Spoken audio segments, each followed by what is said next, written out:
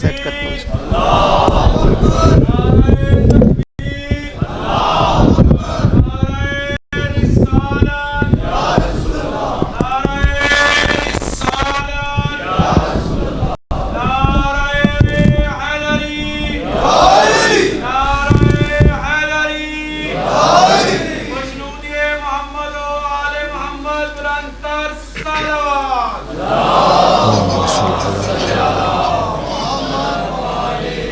فاتحہ.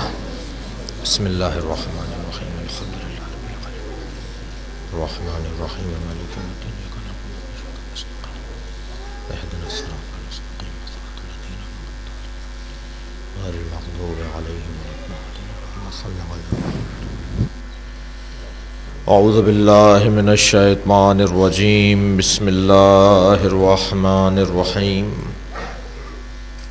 الحمد للہ الذی لا یبلغ مدحته القائلون ولا یحصی نعماءه العادون ولا یعدی حقه المجتہدون الذی لیس لصفته حد محدود ولا نعت موجود ولا وقت معدود ولا اجل ممدود فطر الخلائق بقدرته ونشر الرياح برحمته.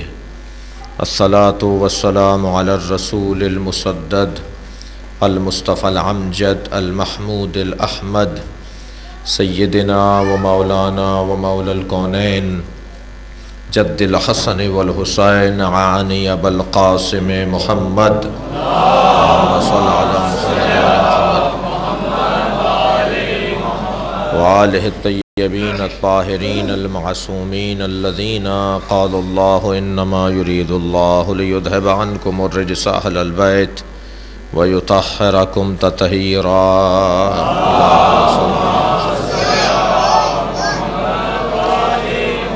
ولعنة الله على أعدائهم أجمعين من يوم عداوتهم إلى قيام يوم الدين. أما بعد فقد قال الحكيم في قرآن الكريم بسم الله الرحمن الرحيم. لقد جاءكم رسول من أنفسكم عزيز عليه ما عنتم حريص عليكم بالمؤمنين رؤوف رحيم. صلوات. اس کی آواز بڑھائے تھوڑا سا، آواز بڑھاؤ، اس کی تھوڑی سی آواز بڑھوائیے. مومنین سے گزارش ہے ایک سورہ فاتحہ اور 3 مرتبہ سورہ اخلاص. حاضرین مجلس کے مرحومین، شہدائے ملت، معاونین مجالس خمسہ کے مرحومین، کاظمی برادران، سید وقار صاحب کے مرحومین کے سال ثواب کے لیے تلاوت فرمائیں گے.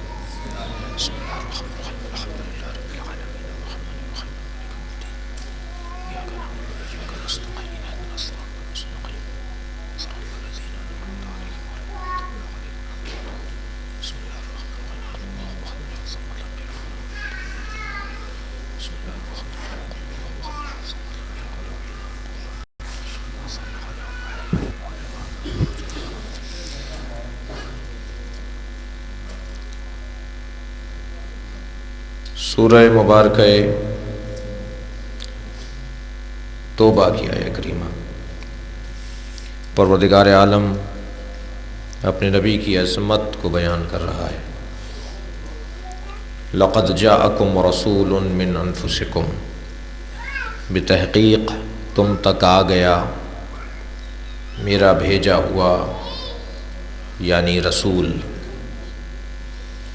میرا با اختیار نمائندہ، میرا با کمال اور با عظمت بھیجا ہوا وجود، من انفسکم جو تم ہی میں سے ہے. عزیز علیہ ما عنتم وہ تمہاری پریشانیوں میں پریشان رہتا ہے. حریص علیکم میرا نبی تمہاری ہدایت کا حریص ہے، تمہاری ترقی کا حریص ہے، تمہیں سربلند دیکھنا چاہتا ہے، تمہیں بعظمت اور عزیز دیکھنا چاہتا ہے۔ وہ تمہاری پریشانی میں پریشان رہتا ہے اور تمہاری ترقی کا حریص ہے۔ اسے تم سے کچھ نہیں چاہیے سوائے اس کے کہ تم ترقی پا کر دکھاؤ، صاحب عظمت بن کر دکھاؤ، نام بلند کرو، نام روشن کرو، کچھ کر کے دکھاؤ تو نبی تم سے خوش ہو جاتا ہے۔ بالمومنین رؤوف الرحیم، میرا نبی مومنین پر رؤوف بھی ہے اور رحیم بھی ہے، مومنین سے بڑی محبت کرتا ہے۔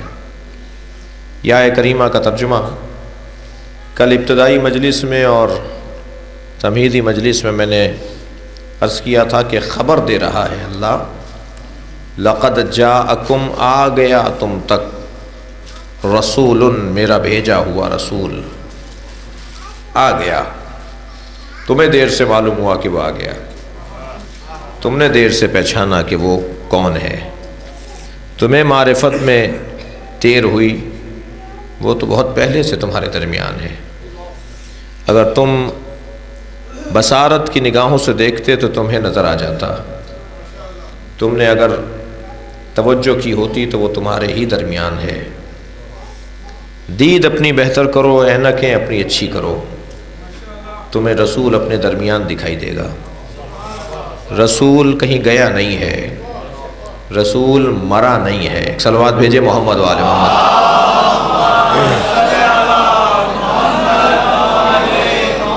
وہ ہمارے درمیان موجود ہیں، وہ ہمارے درمیان موجود ہیں۔ آ چکا تم تک میرا بھیجا ہوا۔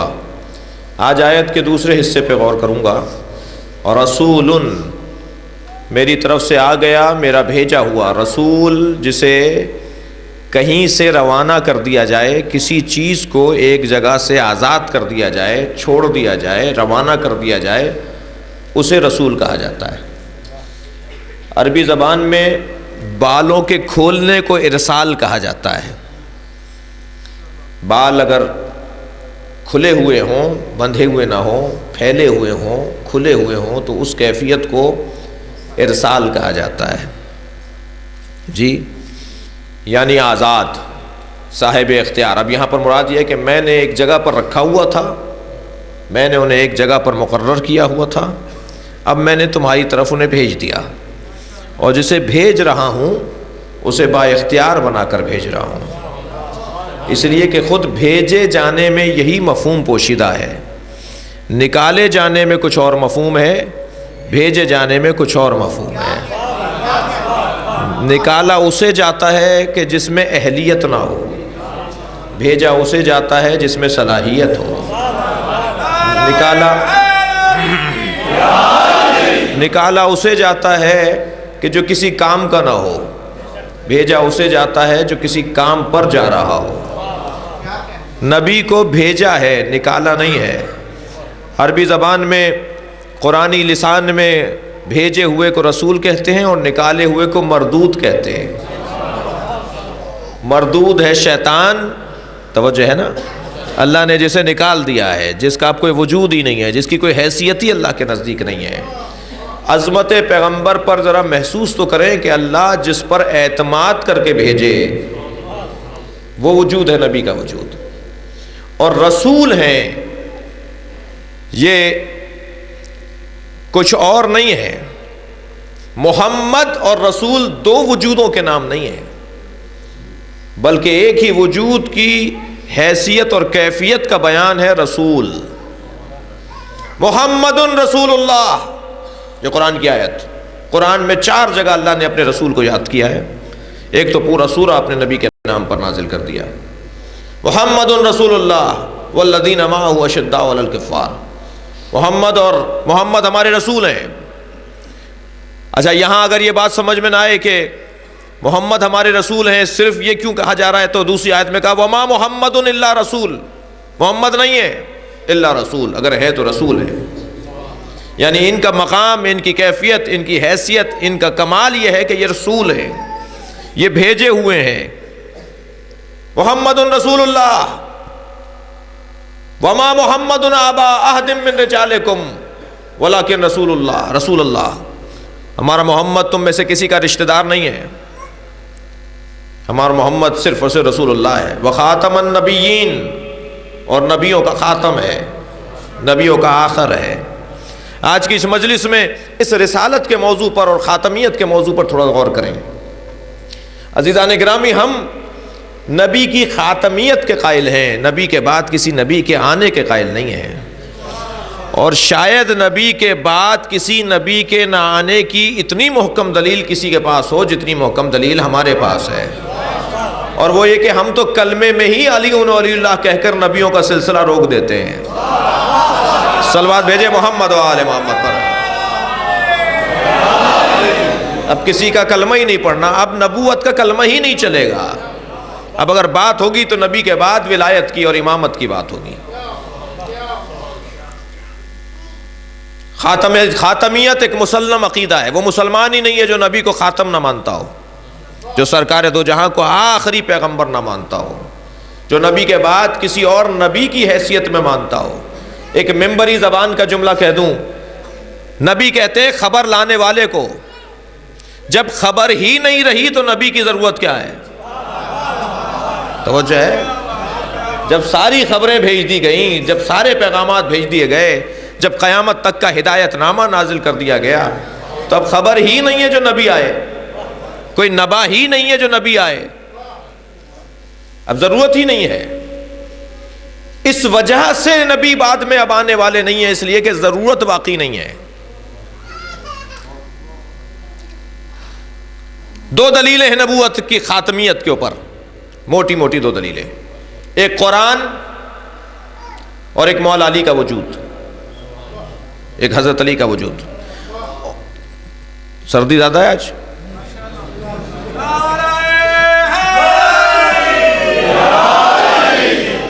ایک قرآن مجید اور ایک مولا علی کا وجود، یہ دونوں نبی کے معجزے بھی ہیں، دونوں کا وجود نبی کا معجزہ ہے، اس لیے کہ جس زمانے میں جس رسول کو جس چیز کی ضرورت تھی اور جو حالات تھے، جو واقعات تھے، جو تقاضا تھا، وہی کمال دے کر اللہ بھیجتا تھا، اور اسی کمال کا اظہار اس نبوت اور اس نبی کے معجزے کی دلیل اور اس کی نبوت کی دلیل ہو جاتا تھا۔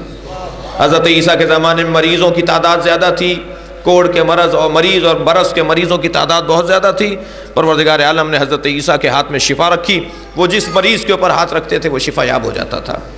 حتیٰ حضرت عیسیٰ نے فرمایا کہ میں تو مرض الموت سے بھی نجات دے سکتا ہوں، اور بہت سارے مردوں کو بھی زندہ کر کے دکھا دیا۔ حضرت داؤد کے زمانے میں اسلحہ سازی کا دور تھا، اسلحے بنائے جاتے تھے، ہتھیار بنائے جاتے تھے۔ حضرت داؤد کے ہاتھ میں اللہ نے کرامت عطا کی کہ وہ لوہے کو نرم کر دیتے تھے، لوہے سے شکلیں بنا لیتے تھے، اس کی شکلوں کو ڈھال دیا کرتے تھے۔ اسی طرح حضرت موسیٰ کے زمانے میں جادوگروں کا زور زورہ تھا، تو اللہ نے حضرت موسیٰ کی عصا کو اور حضرت موسیٰ کے ہاتھ کو یہ کمال عطا کیا کہ جادوگروں کا توڑ بھی ہو جائے اور نبی کی نبوت کی دلیل بھی بن جائے۔ نبی کے زمانے میں عزیزان گرامی دو چیزوں کا مسئلہ تھا، ایک مسئلہ ہے علم اور ادب کا، اور دوسرا مسئلہ تھا تلوار زنی اور شجاعت کا۔ جنگیں لڑنے کا ان کا مزاج تھا، لڑائیاں کرنا ان کی عادت تھی، 40 سال تک کی جنگیں ان کی تاریخ ہے، ان کا کام ہی لڑنا تھا، ان کے مزاج میں ہی جھگڑا تھا۔ ایک صلوات بھیجے محمد و آل محمد پر۔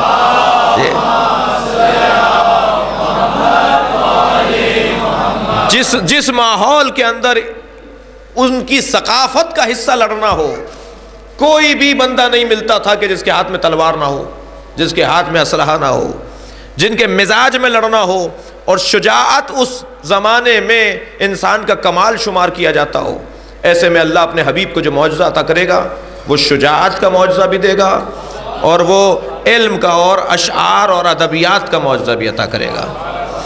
دونوں اس وقت میں آپ دیکھیں سبا معلقات یا معلقات سب، خانہ کعبہ کی دیوار پر مارکۃ العرا اشعار اور قصائد اور نظموں کو لٹکا دیا جاتا تھا، اور جس کا قصیدہ ہزاروں اور سینکڑوں قصیدوں میں اور نظموں میں سب سے زیادہ معتبر اور باادب اور فصاحت و بلاغت کا ایک مرقع ہوا کرتا تھا، اسے خانہ کعبہ پہ لٹکا دیتے تھے کہ یہ اس وقت کا شاہکار ہے۔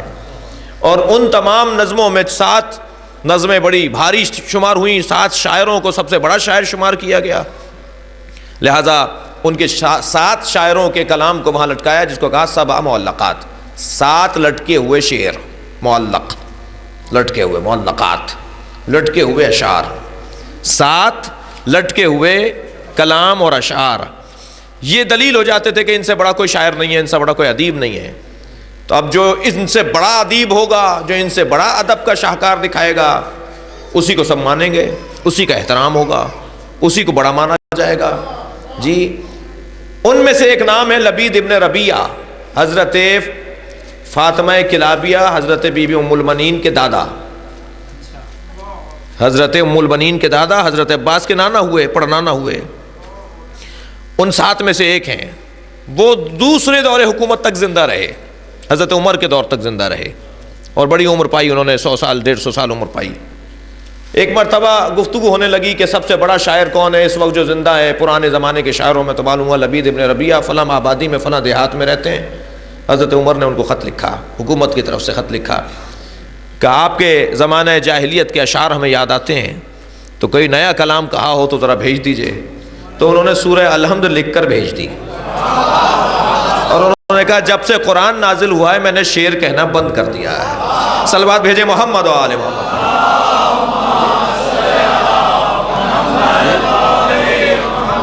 لہذا قرآن خود ایک دلیل اعجاز اور خود ایک اعجاز، اس لیے کہ ادبیات کا شاہکار۔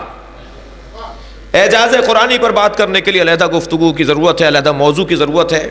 خاتمیت کے اوپر اور نبی کی نبوت کے اوپر جو دلیلیں ہیں، وہ ایک مولا علی کی شجاعت۔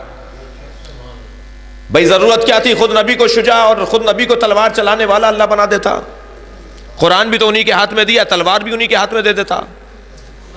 سوال ہے نا، قرآن جب ان کے ہاتھ میں دیا تو مولا علی کی طرح شجاعت کا عنوان بھی انہی کو دے دیتا، تلوار بھی انہی، ذوالفقار بھی انہی کے ہاتھ میں آ جاتی۔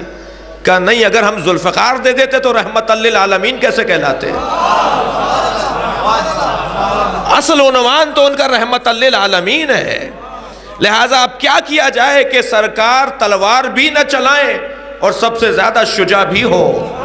تو کہا جو گود میں پل کر اتنا شجاع ہو سکتا ہے، جو زبان چوس کر اتنا بڑا شجاع بن سکتا ہے، تو خود پیغمبر کی شجاعت کے درجے کی ہوگی۔ ہو جائے اللہ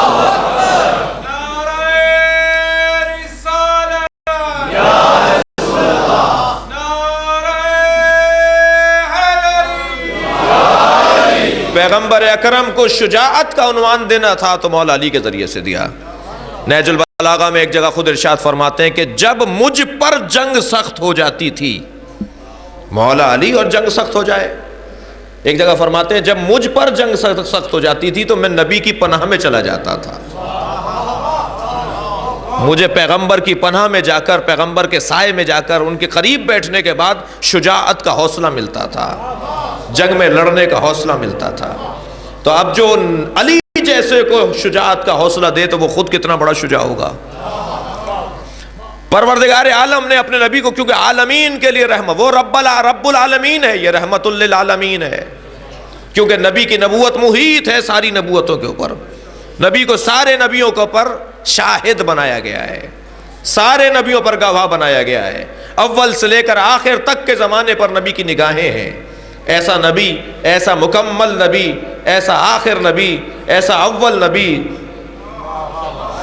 جس کی زندگی میں مکمل کمال ہی کمال دکھائی دے، تو اسے کیونکہ عالمین کے اوپر بھیجا ہے، عالمین کے اوپر نبی بنا کر بھیجا ہے، تو ان کا عنوان رحمت قرار دیا۔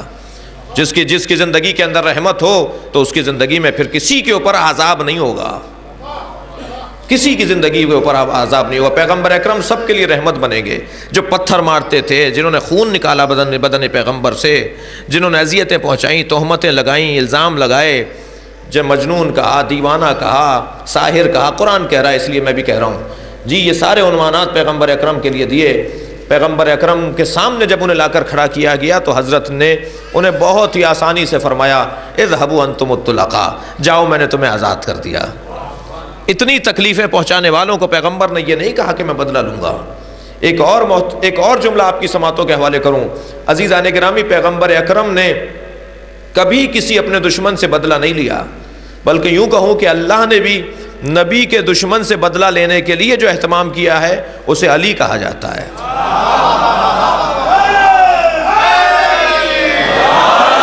اور یہ طے ہے کہ قیامت تک جب نبی کی نبوت جاری ہے، جہاں نبی کی نبوت کا سلسلہ باقی ہے، وہاں کسی بھی مسلمان پر عذاب نہیں آئے گا، امت نبی کے اوپر عذاب نہیں آئے گا۔ یہ جو پریشانیاں آتی ہیں یہ عذاب نہیں، یہ امتحان ہوا کرتے ہیں۔ یہ 2005 کا زلزلہ عذاب نہیں تھا، امتحان تھا۔ یہ سیلاب عذاب نہیں ہے، امتحان ہے۔ ذمہ داروں کا بھی امتحان ہے، حکمرانوں کا بھی امتحان ہے، اہالیان شہر کا بھی امتحان ہے۔ یہ اللہ کا نظام ہے، یہ امتحان لیتا ہے اللہ۔ خاص طور پہ 2005 کا زلزلہ 50,000 آدمی مرے، مظفر آباد اور باغ وغیرہ کے علاقوں میں 50,000 کی تعداد کچھ کم تعداد تو نہیں ہے، 5,000 نہیں 50,000 آدمی مر گئے۔ یہ عذاب نہیں تھا، یہ امتحان تھا، یہ آزمائش تھی۔ یہ اللہ کا نظام ہے کہ جب شہروں کو ترقی دینا چاہتا ہے، یہ آپ کا بھی انداز ہے، جب آپ شہروں کو منظم کرنا چاہتے ہیں، شہروں کو بہتر کرنا چاہتے ہیں، تو کچھ عرصے کے لیے تکلیف میں لوگوں کو مبتلا کر دیتے ہیں۔ میں یہاں کے حاکم کی کوئی تائید نہیں کر رہا، لیکن حقیقت یہی ہے کہ جب پل بنانے ہوں، جب رستے بنانے ہوں، جب شاہراہیں صحیح کرنی ہوں، جب پارک بنانے ہوں، جی تو کچھ عرصے کے لیے شہری جو ہے وہ پریشانی میں مبتلا ہو جاتے ہیں۔ اب ایمبولینسیں بھی کہیں پھنسی رہیں گی، اب وقت پہ بچے بھی اسکول نہیں پہنچ پائیں گے، لیکن ذرا جگر پر پتھر رکھ لیجئے، 2 سال کے بعد پہلے اگر 2 گھنٹے میں پہنچتے تھے تو پھر 20 منٹ میں پہنچ جائیں گے، آسانیاں ہو جائیں گی، نسلوں کے لیے کام آئے گا، آئندہ مستقبل بہتر ہوتا چلا جائے گا۔ جب شہروں کا نقشہ بدلنا مطلوب ہو تو کچھ عرصے کے لیے لوگوں کو تکلیف میں مبتلا کرنا پڑتا ہے۔ پروردگار عالم نے اس خطے میں چاہا کہ اس کا نقشہ بدل دیا جائے۔ مظفر آباد اور کشمیر کے علاقوں میں اللہ نے چاہا کہ ان علاقوں کا نقشہ بدل دیا جائے۔ عزیزان گرامی، اللہ نے پھر تکلیف میں مبتلا کر دیا، مستقبل بہتر ہو گیا، نقشہ بدل گیا۔ کیسے؟ ایک جملے میں بات کروں گا اور پھر اس کے اوپر بولنے کے لیے 1 گھنٹہ چاہیے کہ کشمیر میں کیا ہوا، کیا تھا اور کیا ہو گیا، کیا تھا اور اب کیا ہے۔ صرف ایک جملے میں کہوں گا، 2005 سے پہلے کشمیر میں مظفر آباد میں 25 عشرے ہوتے تھے اور 2005 کے بعد 125 عشرے ہوتے ہیں۔ نقشہ بدل گیا یا نہیں بدلا؟ صلوات بھیجیں محمد و آل محمد۔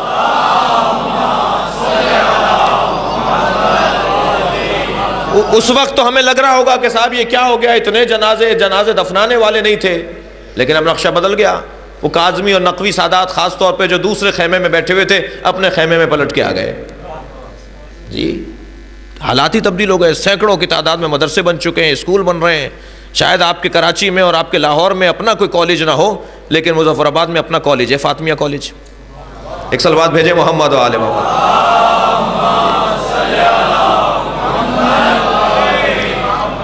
یہ اللہ کا نظام ہے۔ تو ایک خاتمیت کی دلیل قرآن مجید، ایک خاتمیت کی دلیل مولا علی کی شجاعت، مولا علی کی ولایت۔ اس زمانے میں کیونکہ ادبیات، اشعار اور ادب کا زور زورہ تھا، تو اللہ نے نبی کے اوپر وہ کتاب نازل کی کہ جو ادب کا شاہکار بھی ہو، جو مطلب کا شاہکار بھی ہو۔ بعض اوقات ادبیات میں تو بڑی طاقت اور دم ہوتا ہے اشعار کے اندر، لیکن مطلب نہیں ہوتا اس میں۔ کہ شعر تو بہت اچھا ہے بھائی، مطلب کچھ بھی نہیں ہے اس میں، پیغام کچھ بھی نہیں ہے اس میں، دم نہیں ہے اس کے پیغام میں۔ الفاظ کی بندش بڑی اچھی ہے۔ بعض اوقات ہم ایسے اشعار سنتے ہیں کہ شعر تو بہت اچھے ہیں، مگر جیسے ہی اس پہ غور کرتے ہیں تو نظریات کے خلاف ہوتے ہیں، توحید کے خلاف ہوتے ہیں، خود امامت کے خلاف ہوتے ہیں، اقدار اور تہذیب کے خلاف ہوتے ہیں۔ اشعار بہت اچھے ہیں، کلام بہت اچھا ہے، لیکن مطلب اس کے اندر نہیں پایا جاتا۔ لیکن اللہ نے ایسا کلام نازل کیا کہ جو اشعار میں، جو ادبیات میں بھی شاہکار ہو، جو مطلب میں بھی شاہکار ہو، جو اس درجے کا کلام، جو اس آفاقیت کا کلام، وہ پروردگار عالم نے اپنے نبی کے اوپر نازل کیا۔ مطلب میں کیسے شاہکار ہے؟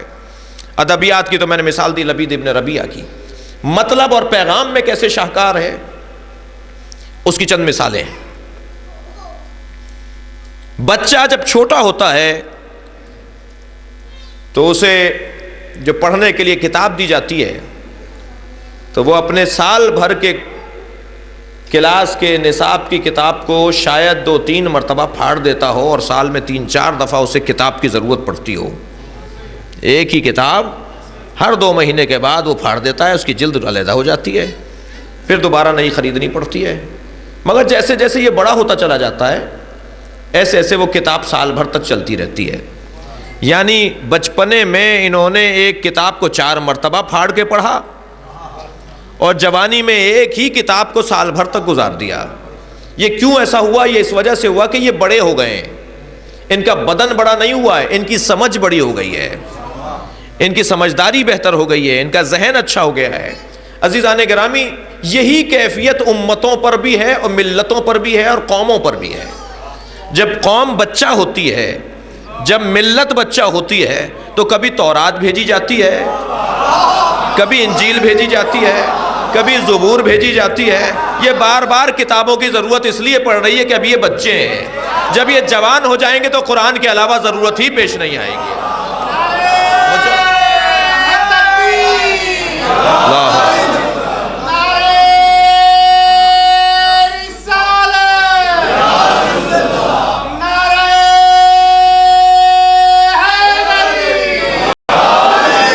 جو ہے نا، ایک ایسی جامع کتاب یا آخر تک چلے گی، اب یہ نہیں، اس کو ترک نہیں کریں گے۔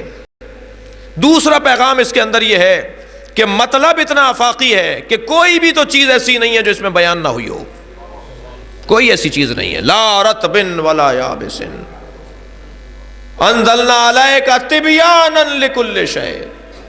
جتنی بھی قرآن مجید کی وہ آیات ہیں جو قرآن کی جامعیت پر دلیل ہیں، وہ سب نبی کی خاتمیت پر بھی دلیل ہے۔ بھئی ضرورت کیا ہے کوئی اور نبی بھیجنے کا؟ ضرورت باقی نہیں ہے، اس لیے کہ قرآن مجید جامع ہے، تبیانا لکل شیء، ہر شے کا بیان اس میں آ گیا ہے۔ کل میں نے ایک جملہ کہا تھا کہ جانور کو بہیمہ کیوں کہتے ہیں، بہائم کیوں کہتے ہیں جانوروں کو؟ اس لیے کہ یہ ابہام سے نکلا ہوا لفظ ہے، جس کے مزاج میں ابہام ہو، الجھن ہو، تردد ہو، شک ہو۔ آج یہاں بندھا ہوا ہے، کل وہاں بندھا ہوگا، جس کا کل اس کے ہاتھ میں نہیں ہے، جس کا آج اس کے ہاتھ میں نہیں ہے، اسے بہائم اس لیے کہتے ہیں کہ مبہم زندگی ہے۔ جی، مبہم کی ضد کیا ہے؟ ابہام کی ضد کیا ہے؟ بیان۔ بیان ابہام کی ضد ہے۔ تبیانا لکل شیء، بیان، ہم نے بیان نازل کیا، علمہ البیان، ہم نے بیان کا علم عطا کیا۔ یہ کیا؟ یہ بولنے والا؟ توجہ چاہوں گا، یہ جو میں بول رہا ہوں یہ بیان ہے؟ معمولاً یہی سمجھا جائے گا، معمولاً یہی بولا جاتا، بیان بہت اچھا تھا، تقریر بڑی اچھی کی، ان کے بیان بڑا اچھا تھا۔ یہ جو میں بول رہا ہوں یہ بیان نہیں ہے، بعض اوقات یہی مبہم ہو جاتا ہے، یہی ابہام پھیلا دیتا ہے۔ یہ بیان، یہ تقریر بعض اوقات ابہام پھیلاتی ہے، تو پھر یہ بیان کیا ہوا؟ ابہام تو نہیں ہونا چاہیے بیان کے اندر۔ اگر بیان کے ذریعے ابہام پھیل رہا ہے تو وہ بیان نہیں ہوا۔ بیان کا مطلب ہے روشن، واضح، الجھنے دور کرنے والا، کسی طرح کی بھی الجھن جہاں باقی نہ رہے، کا بیان بڑا اچھا تھا۔ جب ساری الجھنیں دور ہو جائیں تو کہتے ہیں بیان بڑا اچھا تھا۔ پروردگار عالم نے اپنے کلام کے کئی نام رکھے ہیں، مجید ہے، قرآن ہے، تبیان ہے، فرقان ہے، بیان ہے۔ قرآن کے 10-12 نام اللہ نے نازل کیے ہیں۔ قرآن مجید کے ناموں پر بھی مجلس اور خمسہ پڑھنے کی ضرورت ہے۔ قرآن کے ناموں میں ایک نام ہے بیان، ھذا بیان، یہ بیان ہے۔ کیا مطلب ہے بیان ہے؟ یعنی تمام الجھنیں دور کرنے والا ہے، ہر الجھن کا جواب اس میں ہے، ہر پریشانی کا جواب اس کے اندر ہے۔ یہ بیان ہے، کوئی الجھن باقی نہیں رہے گی۔ قیامت تک آنے والوں کو اس سے مسئلے حل ہوں گے۔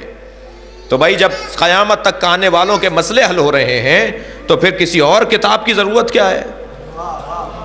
جب دوسری کتاب کی ضرورت نہیں ہے تو جس پر یہ کتاب نازل کی گئی ہے دوسرے نبی کی بھی ضرورت نہیں ہے، یہی نبی کافی ہے، یہی نبی پورا ہے۔ ایک اور مثال لیں گے، جب شعور اور تعلیم کم ہوتی ہے، یا جہاں شعور اور تعلیم کی کمی ہو، وہاں ہر چاراہے کے اوپر ایک رہنما کھڑا کیا جاتا ہے۔ مجھے معاف کریں گے، میں اپنے ملک کی مذمت نہیں کر رہا، توجہ ہے، لیکن جن ممالک کے اندر تعلیم بہتر ہوتی ہے، شعور بہتر ہوتا ہے، وہاں پولیس کی ضرورت نہیں ہوتی، وہاں ہر چوک کے اوپر رہنما کی ضرورت نہیں ہوتی، وہاں ایک نقشہ دے دیا جاتا ہے اور اس نقشے کے اندر سب لکھا ہوتا ہے، پڑھ پڑھ کر دیکھتے رہو اور منزلیں پاتے رہو۔ لیکن جب شعور کم ہو تو قدم قدم پر بتانا پڑے گا، یہاں رکیے، وہاں چلیے، یہاں نہیں جائیے، یہاں نہیں ٹھہریے، ہر بات بتانی پڑے گی، اس لیے کہ شعور کی کمی ہے۔ پروردگار عالم نے 1,23,999 پیغمبروں کے زمانے میں شعور کو بہتر کیا۔ ایک زمانہ تو آنا تھا نا کہ ایسا شعور ہو جائے کہ ایک کتاب دے دیں جو نقشہ ہو زندگی گزارنے کا۔ صلوات بھیجے محمد و آل محمد پر۔ جی اب یہ تبیاناً لکل شے ہے، ہر شے کا اس کے اندر ذکر ہے۔ نبی کے اوپر نازل ہونے والی کتاب قیامت تک کام آئے گی۔ یہ اور بات ہے مجھے سمجھ میں نہیں آ رہی، توجہ چاہوں گا، تو بھائی اگر مجھے سمجھ میں نہ آئے تو میں اسے نہ سمجھ بول دوں؟ میں اپنی سمجھداری کو اور سمجھداری کو بہتر کروں، میں اپنے معیار فہم کو بہتر کروں، اور بس جو اپنے معیار فہم کو بہتر کر لیتا ہے، اور جملہ بہتر کروں، جو اس قرآن مجید سے ہر مسئلے کا حل نکال لیتا ہے، اس نکالنے کی کیفیت کو استنباط کہا جاتا ہے، اور جو اس صلاحیت کا مالک ہوتا ہے اسے مجتہد کہا جاتا ہے۔ ہم کوئی زمانہ نہیں چھوڑیں گے جب مجتہد تمہاری رہنمائی کرنے کو نہ ہو۔ اگر تمہیں سمجھ میں نہیں آ رہا تو تم اس سے پوچھتے رہو جو سمجھنے والا ہے۔ اور پھر قرآن مجید کو سمجھانے کے لیے ائمہ نے اتنی احادیث ہمیں عطا کر دیں۔ چھٹے امام فرماتے ہیں، امام جعفر صادق علیہ السلام،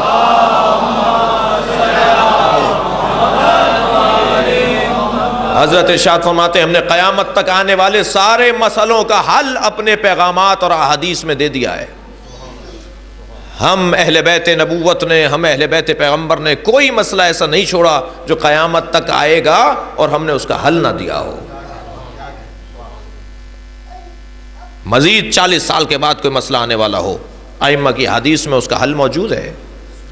اگر میں نہیں سمجھ پا رہا تو جو سمجھ رہے ہیں مجھے ان سے پوچھنا ہے، اور جب میں ان سے پوچھ لیتا ہوں تو میرا مسئلہ حل ہو جاتا ہے، مجھے مسئلہ حل کروانا ہے۔ عزیزان گرامی، یہ کہنا بھی غلط ہے کہ بہت سے لوگ تقلید کے مخالف ہیں۔ میں کہتا ہوں تقلید کا کوئی مخالف نہیں ہے، ہو نہیں سکتا کوئی تقلید کا مخالف ہو۔ نہ ماننا اور ہے، نہ کرنا اور ہے۔ بہت سے لوگ مانتے نہیں ہیں مگر کرتے ضرور ہیں۔ مجھے کوئی نہیں ملا سکیں گے، دکھا سکیں گے آپ کے جو تقلید کرتا نہ ہو، مان نہیں رہے۔ ایسا ہی حال ہے کہ علی ولی اللہ مانتے ہیں، بولتے نہیں ہیں۔ جی سارے مسلمان مانتے ہیں کہ علی اللہ کے ولی ہیں، مگر بولتے بہت کم ہیں، اس پر عمل بہت سارے نہیں کر پاتے۔ یہ بھی نہیں ہو سکتا کہ کوئی تقلید نہ کرتا ہو۔ ایک صاحب کہنے لیں میں تقلید ہی نہیں کرتا۔ میں نے کہا بھائی نماز تو صحیح پڑھ رہے تھے آپ۔ کہنے لیں اس سے کیا مطلب ہے تقلید کا؟ میں نے کہا یہ کسی نے سکھائی تھی؟ کہنے لیں اماں نے سکھائی تھی۔ توجہ کر لی آپ نے؟ میں نے کہا بھائی ابھی نماز تو بڑی اچھی پڑھ رہے تھے آپ، صحیح پڑھی آپ نے، انگوٹھے بھی صحیح رکھ رہے تھے، ہاتھ بھی صحیح رکھے، سجدہ کا بھی صحیح رکھی آپ نے، سارے اعمال صحیح کیے، کسی نے سکھائی یا پیدائشی سیکھے بھی آئے تھے؟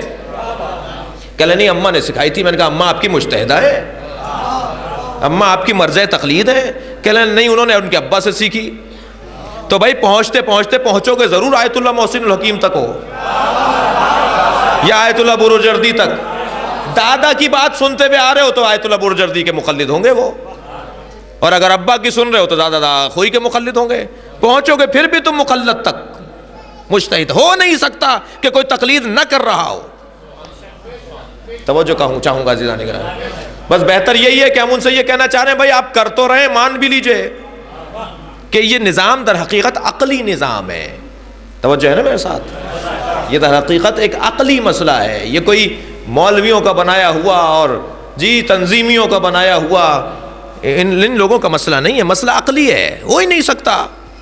گاڑی خود ٹھیک کر لیتے ہیں ہم، لائٹ چلی جائے، فیوز اڑ جائے، بلب فیوز ہو جائے، ہم خود صحیح کر لیں گے؟ یہی کیمرہ چلتے چلتے رک جائے، سب بڑھ جائیں اس کو ٹھیک کرنے کے لیے، خراب کر دیں گے۔ وہی اٹھے گا جس کا کام ہے، وہی اس کے اندر ہاتھ لگائے گا جس کا کام ہے، جو ماہر ہے۔ ہم مکینک جب نہیں ہو سکتے تو ہم مجتہد کیسے ہو سکتے ہیں؟ ہم اپنی گاڑی ٹھیک نہیں کر سکتے تو اپنے دینی اقدار اور دینی پیغامات اور احکام شریعت کو کیسے سمجھ سکتے ہیں؟ 1 سے لے کے 10 تک عربی میں گنتی آتی نہیں ہے، حدیثیں سمجھتے ہیں یہ۔ تو بھائی حدیثیں تو عربی میں ہے، ہماری زبان میں تو نہیں ہے حدیثیں ائمہ کی۔ ائمہ تو عربی بولتے تھے، ام اللسان ہے، جامع ترین زبان ہے، آفاقی زبان ہے، ساری زبانوں کی ماں ہے، جامع زبان۔ اسی لیے قرآن کو بھی اللہ نے عربی میں نازل کیا۔ اللہ چاہتا تو کسی اور زبان میں نازل کر دیتا، اس وقت میں بھی زبانیں تھیں، لیکن کیوں عربی میں نازل کیا؟ اس لیے عربی میں نازل کیا کہ جامع ترین زبان ہے، بڑی وسعت پائی جاتی ہے زبان میں۔ تو جو وسیع زبان ہوگی تو وسیع پیغام بھی اسی میں نازل کیا جائے گا۔ تو جو اس کو سمجھ سکتا ہے، جو اس کی مہارت حاصل کر سکتا ہے، جو اس کی باریکیوں کو پہچان سکتا ہے، وہی ائمہ کی حدیث بھی سمجھ سکتا ہے، وہی قرآن کی آیات کو بھی سمجھ سکتا ہے، اور جو قرآن کی آیات اور ائمہ کی حدیث کو سمجھ سکتا ہے، وہی ہماری روزمرہ کی الجھنوں کو بھی دور کر سکتا ہے۔ تو عقلی وسائل ہیں، سامنے کیسے مسائل ہیں۔ 3 سال پہلے اسی خمسے میں ایک مثال دی تھی میں نے، اس کو تکرار کر رہا ہوں۔ ایک ڈاکٹر صاحب کہنے لگے مولانا میں تو نہیں مانتا تقلید کو۔ تھک تو نہیں رہے؟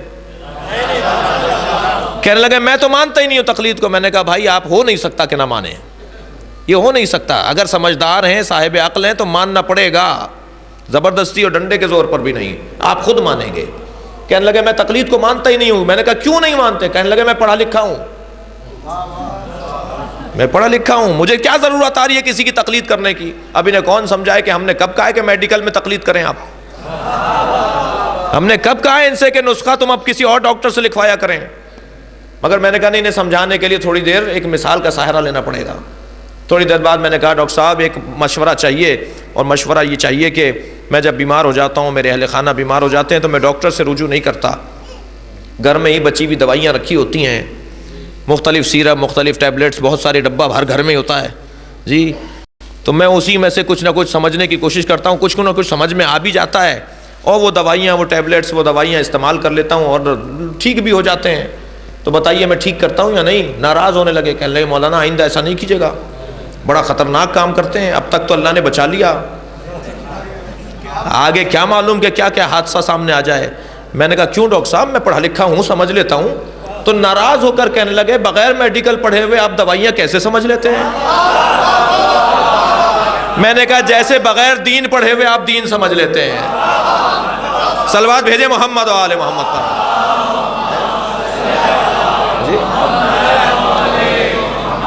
عقلی مسئلہ ہے۔ اب یہ قرآن میں سب کچھ بیان ہو گیا، تبیانا لکل شیء، ائمہ نے قیامت تک کے مسائل بیان کر دیے ہیں۔ لہٰذا اب اس دونوں چیزوں کو جو سمجھ کر بتا دے گا وہ ہمیں حل نکال کے دے گا، ہمیں مسائل کو حل کر کے دے گا۔ قرآن کے بعد اب کسی اور کتاب کی ضرورت نہیں ہے، اس لیے کوئی خبر نہیں رہی باقی، کوئی پیغام باقی نہیں رہا، شعور بہتر ہو گیا ہے، آخری نصاب پڑھا رہے ہیں۔ بہرحال کسی منزل پر جانے کے بعد ایسا نصاب چاہیے، لیکن عزیزان گرامی بڑا موٹا فرق ہے، جب ہم نصاب بناتے ہیں تو ہر سال اسے تبدیل کرتے ہیں، اس لیے کہ ہم نصاب تو بنانے والے ہیں، پڑھنے والا ہم نے نہیں بنایا۔ ہم کتابیں بنانے والے تو ہیں، ذہن بشر کے خالق ہم نہیں ہیں، اس لیے جیسے ہی ذہن بشر کے اندر کوئی اور پہلو آ جاتا ہے تو پھر نصاب بدلنا پڑتا ہے۔ اب ایک ایسا وجود تو ہے نا کہ جو ذہن بشر کو بھی بنانے والا ہے اور نصاب بھی بنانے والا ہے، تو اب وہ ایسا جامع نصاب بنائے گا کہ قیامت تک یہ بشر اس سے تشفی پاتا رہے، کسی طرح کی کوئی الجھن باقی نہ رہے۔ قیامت تک کا بہترین نصاب جسے قرآن مجید کہا جاتا ہے، خاتم الانبیاء، ضرورت ہی باقی نہیں ہے، آخری پیغام آ گیا ہے۔ بہرحال کہیں جا کر سلسلہ رکنا تھا، بہرحال کہیں جا کر 1,24,000 پر نہیں 2,24,000 پر رکنا تھا کہیں نہ کہیں۔ ابھی اللہ کا نظام ہے کہ اس نے 1,24,000 پر جا کر اس پیغمبر کے اوپر جا کے نظام نبوت کو ختم کر دیا، سب سے آخر میں بھیجا، سب سے پہلے بنایا، سب سے آخر میں اس لیے بھیجا کہ جب اس قابل ہو جائے یہ امت، یہ کاروان بشر اس منزل پر پہنچ جائے کہ اسے ایسے معلم کو سننے کی صلاحیت اس میں پیدا ہو جائے جو آخری معلم ہو، جو آخری نصاب لے کر آئے، جو سمجھائے بھی تو ایسے سمجھائے کہ کوئی اس کو سننے کے بعد یہ نہ کہے کہ مجھے سمجھ میں نہیں آیا، جو کلام بھی ایسا پیش کرے کہ جو قیامت تک کے مسائل کو حل بھی کر رہا ہو۔ اور پھر صرف یہ نہیں ہے کہ ان کے، توجہ چاہوں گا کہ ان کے پڑھانے کے بعد کوئی شخص یہ کہہ سکے کہ مجھے سمجھ میں نہیں آیا۔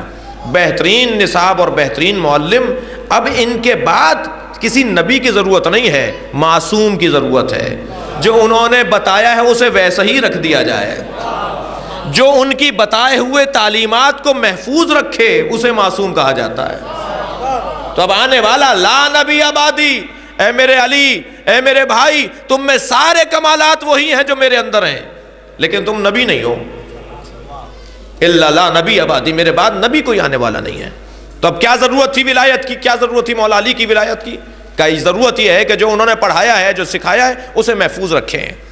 مسئلہ اسی سے حل ہوگا، اسی کو دہراتے رہیں، سبق بار بار دہراتے رہیں، اور یہ انسان ہدایت پاتا رہے گا۔ ابھی آنے والا کون ہے؟ معصوم ہے، سالمیت عطا کرنے والا، بقا کا ضامن، تحریف نہ ہونے دینے والا، کسی طرح پیغمبر کی تعلیمات میں تبدیلی نہ آنے پائے۔ کہ ایسے بتاؤ، ایسے سمجھاؤ، بار بار دہراؤ تاکہ لوگوں کے ذہن میں پختہ ہو جائے۔ اور عزیزو ایک اور جملہ محسوس کریں کہ جب کسی ثقافت کو منظم کرنا مطلوب ہو تو ایک مدت درکار ہوتی ہے۔ ثقافت ایک دن میں نہیں بنتی، تہذیب ایک دن میں نہیں بنتی، اقدار ایک دن میں بحال نہیں ہوتے، اس کے لیے ایک مدت چاہیے ہوتی ہے۔ کم سے کم 2-3 نسلیں، کم سے کم 4-5 نسلیں گزر جائیں ایک ہی چیز کو انجام دیتے ہوئے، تو پھر وہ اتنا پختہ ہو جاتی ہے کہ اب بار بار کہنے کی ضرورت نہیں ہوگی۔ ان کے ابا خود بچوں کو پڑھا کر جائیں گے، یہ اپنے بچوں کو پڑھائیں گے، تہذیب بنتی چلی جائے گی، ثقافت بنتی چلی جائے گی۔ لہٰذا نبی مکرم اور بعد آنے والے 12 اماموں کا جو دور ہے وہ 265 سال کا دور، 255 سال کا دور، 265 سال کا دور، یہ جو دور ہے جو عصر نس کہلاتا ہے، جو ائمہ کا دور کہلاتا ہے، یہ ثقافت بنانے کا دور تھا، یہ تہذیب بنانے کا دور تھا۔ لہٰذا جب دیکھا کہ تہذیب مکمل ہو رہی ہے، اب یہ تہذیب مٹنے والی نہیں ہے، ادھر ضرورت بھی یہ ہے کہ غیبت میں بھیجا جائے، کہ اب ہم آخری کو غیبت میں رکھ دیں گے۔ تہذیب منظم ہو چکی ہے، جب ہم دیکھیں گے تہذیب بگڑ رہی ہے، جب ہم دیکھیں گے کہ اسلامی ثقافت کو بگاڑا جا رہا ہے، ہم اسے ظہور عطا کر دیں گے، اور آنے کے بعد پھر یہ وہی کردار ادا کرے گا جو ان کے دادا علی نے کیا تھا۔ ایک صلوات بھیجیں محمد و آل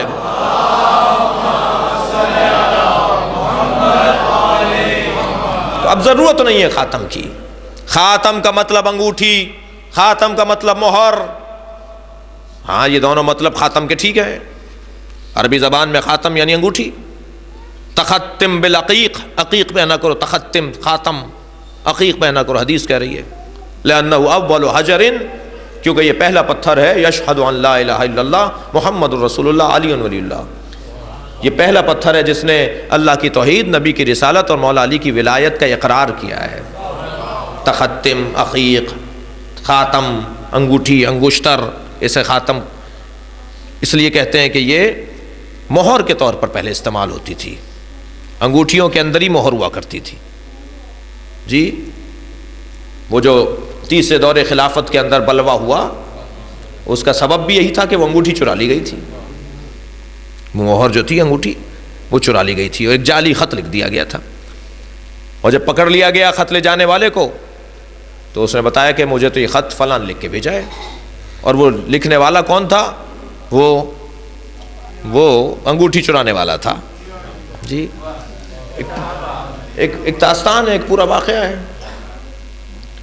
اور جب پوچھا ان سے کہ بھئی یہ کیا ہوا، کہ میری انگوٹھی گم ہو گئی تھی اور انہوں نے مہر بنا کر اس انگوٹھی کے اوپر اس انگوٹھی کی مہر لگا کے خط لکھ دیا۔ کہا ٹھیک ہے بھائی انہیں معذور کرو، پھر ٹھیک ہے ہم آپ کا یہ عذر مان لیتے ہیں، آپ کا قصور نہیں ہے، آپ کی غلطی نہیں ہے، انہوں نے جو ہے وہ انگوٹھی چرائی تھی اور جعلی خط لکھ دیا آپ کی طرف سے، تو انہیں معذور کر دو۔ تو معذور کرنے کو بھی تیار نہیں ہوئے، یہاں سے فساد شروع ہو گیا۔ مولا علی نے جا کر سمجھایا، حضرت فرمایا اسے معذور کر دو، یہی حل ہے۔ یہ جو مجمع آ کے کھڑا ہو گیا ہے مختلف شہروں سے، یہ جو حکومت گرانے کا مطالبہ کر رہا ہے اور حکومت سے معزول کرنے کی بات کر رہا ہے، یہ سب ٹھنڈے ہو جائیں گے، یہ سب سکون پا جائیں گے، یہ سب واپس چلے جائیں گے۔ ان کا ایک ہی تو مطالبہ، اسے معزول کرو۔ یہ آدمی ٹھیک نہیں ہے، انہوں نے معزول نہیں کیا، جس کا نتیجہ نکلا بلوہ اور بہت بڑا فساد۔ مولا نہیں چاہتے تھے اس فساد کو، مولا کو پسند نہیں تھا وہ فساد، ویسے بھی فساد اہل بیت کو پسند نہیں ہے، فتنہ و فساد اہل بیت کو پسند نہیں ہے، چاہے کسی کی دانش میں ان کے حق میں جا رہا ہو، ان کے حق میں تو فساد جائے گا ہی نہیں، اس لیے کہ یہ تہذیب اور اقدار کا مجموعہ ہے، یہ مفاد اور مجھے معاف کریں گے ہمارے سماج کی طرح کا یہاں پر کوئی بھی گزر نہیں ہے فکر اور فلسفے کے اندر کہ میرا مطلب کسی طرح پورا ہو جائے. مطلب ہی ان کا صرف یہ ہے کہ تہذیب بحال رہے، مقصد ہی ان کا یہ ہے کہ اقدار بحال رہے. حضرت نہیں چاہتے تھے، حتیٰ امام حسن امام حسین کو کھڑا کیا ہے، فرمایا نہیں جانے دو، لوگوں کو روکو. وہ دوسرے رستے سے دکھایا گیا گھر کے پیچھے سے اور پہنچا دیا گیا لوگوں کو، اور پھر وہ واقعہ پیش آیا. حتیٰ میرے مولا امام حسن امام حسین بظاہر زخمی بھی ہوئے ہیں، یہ ہمارے یہاں کی کتابوں میں بھی ہے. مولا نہیں چاہتے تھے، مولا نہیں چاہتے تھے اس کرسی پر بیٹھنے والے کو ایسے ہٹایا جائے، اس لیے کہ اگر مسند خلافت پر بیٹھنے والے کو قتل کرنے کی رسم پڑ گئی تو پھر کون سی جگہ باقی ہے جس کا احترام کیا جائے گا؟ پھر تو احترام ہی باقی نہیں رہے گا، کوئی بھی محفوظ نہیں رہے گا. مولا تہذیب بچا رہے تھے، کوئی فرد نہیں بچا رہے تھے. مولا کے نزدیک اسلامی تہذیب کا تحفظ عزیز تھا. لہذا خاتم یعنی وہ انگوٹھی جس میں مہر ہوا کرتی تھی. نبی مکرم کو خاتم کیوں کہتے ہیں؟ اس لیے کہ جو سلسلہ نبوت کی تحریر ہے اس پر خاتم یہ ہے. اگر نبیوں کی تاریخ بنائی جائے، نبیوں کی کردار کو بنایا جائے تو اس پر خاتم سرکار کی ذات ہے، اور جب مہر لگا دی جاتی ہے پھر تحریر لکھی نہیں جاتی. توجہ کر لیا آپ نے؟ مہر لگ جانے کے بعد پھر اب کوئی سطر نہیں لکھی جائے گی، کہ سطر لکھی جائے گی مہر سے پہلے. پیغمبر اکرم سے پہلے 1,23,999 آ جائیں گے، لیکن جب پیغمبر آ جائیں گے تو اب کوئی آنے والا نہیں ہے، اس لیے کہ اب تحریر کی جگہ نہیں ہے، گنجائش نہیں ہے. یہ خاتم ہے، اور خاتم زینت کی علامت بھی ہے، حسن کی علامت بھی ہے. جب حسن اپنے تمام پر پہنچے اور کمال پر پہنچے تو آخری نبی کو اللہ بھیجتا ہے. کردار کا حسن، اخلاق کا حسن، علم کا حسن، شجاعت کا حسن، اللہ کی صفات جمالیہ کا حسن، اللہ کے صفات افعالی کا حسن. جب کمال پر پہنچے تو اللہ خاتم کو بھیجتا ہے، اور ان کے بعد پھر کسی اور کی ضرورت نہیں ہے، اس لیے کہ حسن تمام پر ہے، حسن کمال پر ہے. اور نبی مکرم کے آنے کے بعد عزیزان گرامی اب قیامت تک نظام چلے گا، مگر امامت کا اور ولایت کا نظام، حفاظت اور عصمت کا نظام چلے گا. میں نے خاتم کا تذکرہ کیا اور تحریر کی بات کی. تحریر کے اختتام پر ایک مختصر سی مہر لگائی جاتی ہے جو اسے مستند بھی بنا دیتی ہے. امام حسین بھی کربلا میں ایک تحریر لکھ رہے ہیں، تحریر شہادت ہے، جس میں عباس خود ایک سطر ہیں، علی اکبر خود ایک سطر شجاعت ہیں. جب تمام تر قربانیوں کی تحریر مرتب ہو جائے گی تو حسین بھی مہر لگائیں گے، اور حسین کی مہر کو علی اصغر کہا جاتا ہے. مہر آخر میں لگائی جاتی ہے اور مہر مستند بنا دیتی ہے، مہر تحریر کو مکمل کر دیتی ہے. لاؤ رباب میں اس بچے کو پانی پلا لاؤں. جناب رباب نے ایک اجلا سا کرتا پہنایا، جناب علی اصغر کو امام حسین کی گود میں دے دیا، اور جب امام لے کر چلے ہیں تو حضرت علی اصغر کی آستینوں کو الٹ دیا. ایک مجاہد کی شکل میں علی، اے رباب تمہارا بچہ پیر چل کے تو نہیں جا سکتا، لیکن میں اسے گود میں لے جاتا ہوں. میر انیس کہتے ہیں کہ بنا کر شکل مجاہد کی لے چلے شبیر،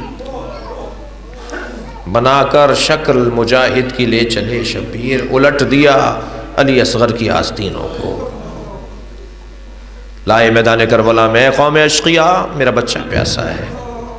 عزیزانو بڑا سخت مرحلہ ہے. امام نے اس منزل پر جناب سکینہ سے فرمایا تھا جب وطن جاؤ تو میرے شیعوں کو سلام کہنا، اور کہنا اپنے مولا کی مصیبت کو یاد کیا کریں، وہ وقت یاد کیا کریں جب تمہارا مولا اپنے دشمن سے پانی مانگ رہا تھا.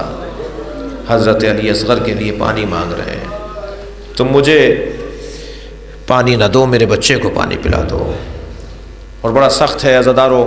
امام نے جو لفظ استعمال کیا ہے مخاطب کر کے قوم اشقیا کو، اما ترون کیف یتلذا، تم دیکھ نہیں رہے کہ یہ کیسے یتلذا ایک کیفیت میں ہے، اور یتلذا کی کیفیت مچھلی کی وہ کیفیت ہے جو پانی سے باہر آنے کے بعد وہ تڑپنے کا بھی دم نہیں رکھتی.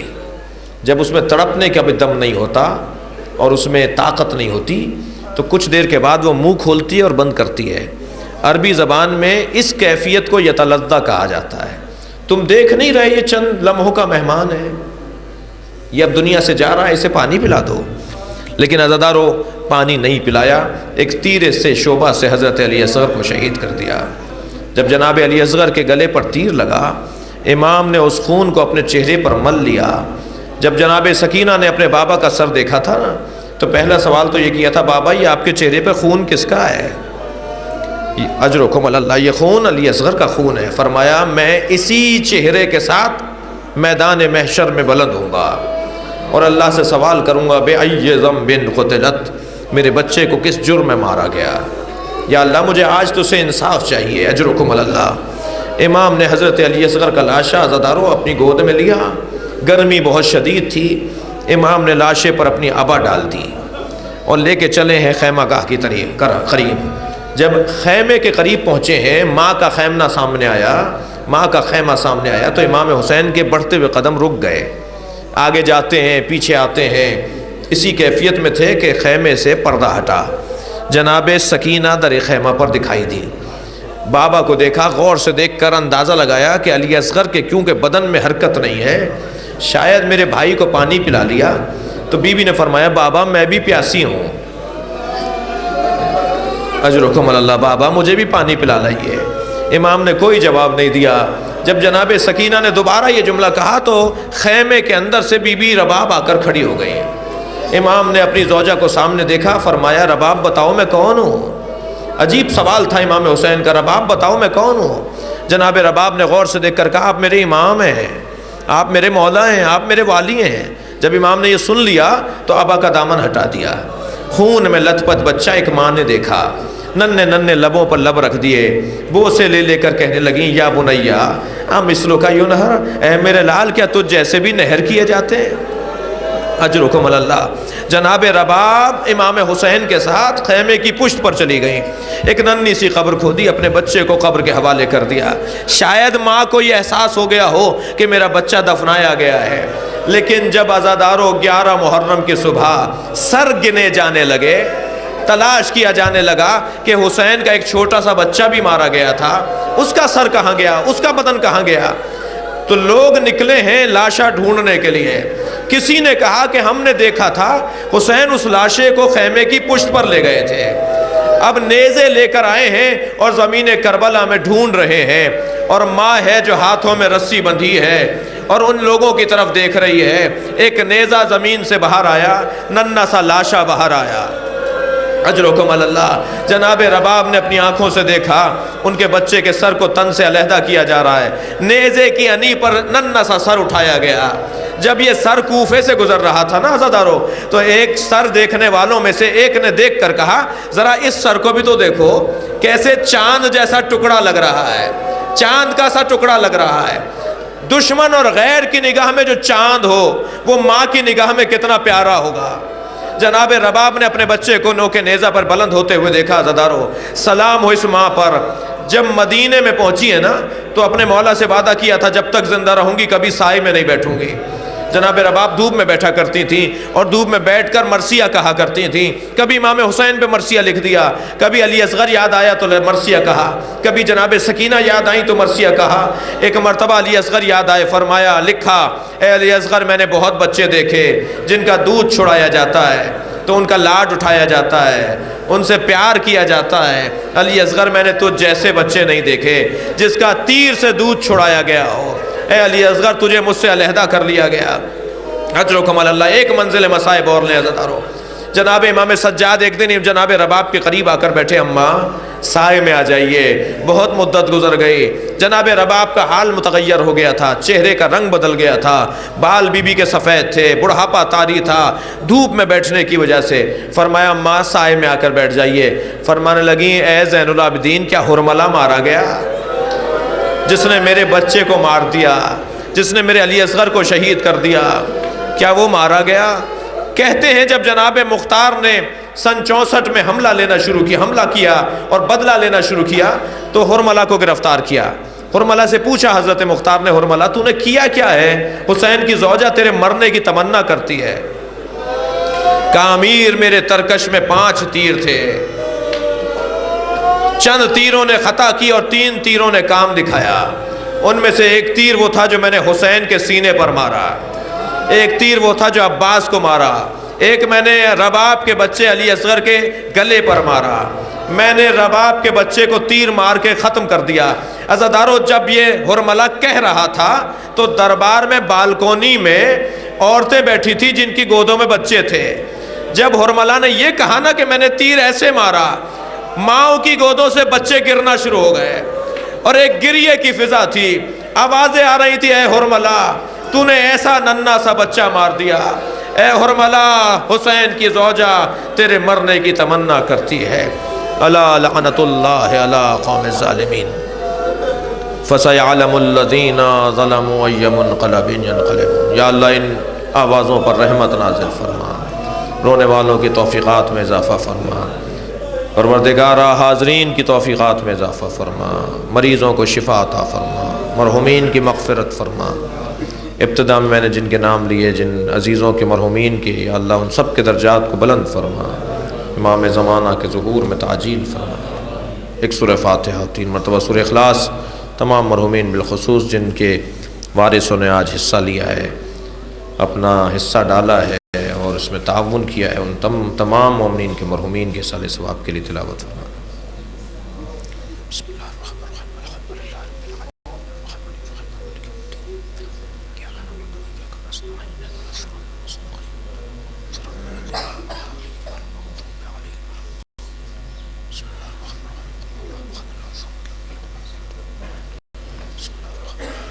ربنا آتنا فی الدنیا حسنۃ وفی الآخرۃ حسنۃ وقنا عذاب النار۔ یا حسین یا حسین۔